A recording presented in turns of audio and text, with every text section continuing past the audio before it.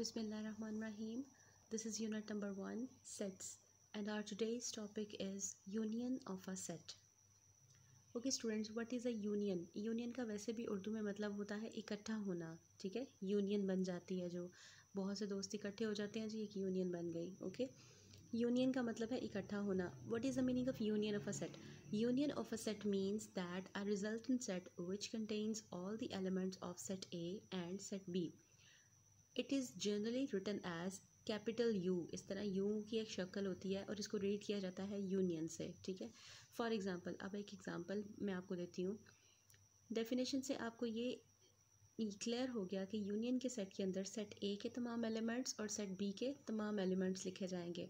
For example, अगर ए का set आपके पास है 1 2 3 4 5 और बी का सेट आपके पास है 8 9 7 6 5, then what is A union B? सबसे पहले तो आप इसके सोल्यूशन को लिखने का तरीका देख लें.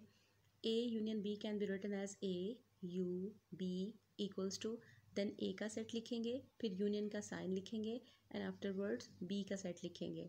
अब आपने इन यूनियन का मतलब है इन तमाम को इकट्ठा कर लेना, ठीक है.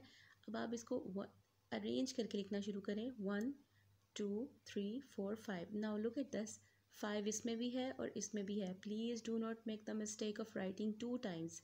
2 मरतबा आपने 5 नहीं लिखना. ट्वाइस आपने यहाँ पे 2 5 नहीं लिखने, सिर्फ एक ही बार लिखा जाएगा, ठीक है.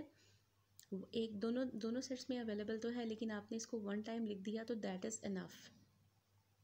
आफ्टरवर्ड 6 7 8 और 9 ये हमने अरेंज करके लिख लिया. मतलब हमारे पास जो ए यूनियन बी एक रिजल्टेंट सेट आया वो 1 से 9 तक का था. ओके जी. Now let's start with the second topic, that is intersection. Intersection को बिल्कुल इस तरह उल्टा वाला यू, ठीक है, इसकी शक्ल ऐसी होती है. It is a set which contains the common element of A and B. Common का मतलब जो दोनों में हो, ए सेट में भी हो और बी सेट में भी हो. हम सिर्फ वही एलिमेंट्स लिखेंगे जो ए और बी दोनों सेट्स में पाए जाएंगे. और इसको लिखा कैसे जाता है? ए इंटरसेक्शन बी, ठीक है. नाउ अगर हम इसी एग्ज़ाम्पल को सॉल्व करें, जिस एग्ज़ाम्पल को मैंने आपको यूनियन के लिए सॉल्व करवाया था, कि हमारे पास एक सेट ये है ए और बी सेट ये है, and now we have to find the A intersection B. तो इंटरसेक्शन क्या होगा? 1 इस सेट में है. पहले तो आप इसको लिखने का तरीका दोबारा देख लें. ए इंटरसेक्शन बी इक्वल का साइन, ब्रेसेस ए वाला सेट है ये, उसके बाद ये साइन हमारे पास इंटरसेक्शन का है और ये बी वाला साइन है. आप देखिए दोनों में ए है नहीं, हम इसमें नहीं लिखेंगे. इन दोनों सेट्स के अंदर सिर्फ कॉमन 5 है. 5 एक ऐसा एलिमेंट है जो दोनों सेट्स में है, तो ए इंटरसेक्शन बी का आंसर सिर्फ 5 ही होगा, ठीक है.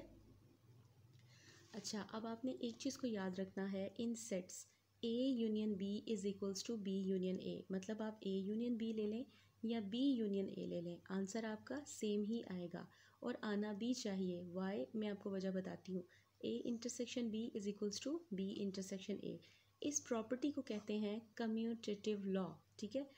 सेट्स के अंदर कम्यूटेटिव लॉ होल्ड करता है. इसका मतलब है कि आप जब भी कभी ए यूनियन बी निकालेंगे तो बी यूनियन ए का आंसर उसके हमेशा इक्वल होता है और होना चाहिए. सेम लाइक दैट, अगर आप ए इंटरसेक्शन बी निकालेंगे तो बी के सेट को पहले लिखें या ए के सेट को बाद में लिखें, इससे फ़र्क नहीं पड़ेगा, दोनों साइड्स के आंसर आपके सेम आएंगे. नाउ एक और प्रॉपर्टी है A union B union C, that is associative law. इसका मतलब है कि अगर 3 सेट्स आपके पास हैं, इसके लिए आपके पास ए बी और सी सेट का होना ज़रूरी है. अगर आपके पास 3 सेट्स हैं और आप पहले ए और बी का यूनियन लेते हैं, बाद में सी का यूनियन लेते हैं, तब भी, और अगर आप बी और सी का यूनियन पहले ले लें और बाद में ए के साथ यूनियन लें, तब भी आपका आंसर इक्विवेलेंट होगा, ये वेरीफाई होगा. Okay, that was all for today's lecture. Thank you so much for watching.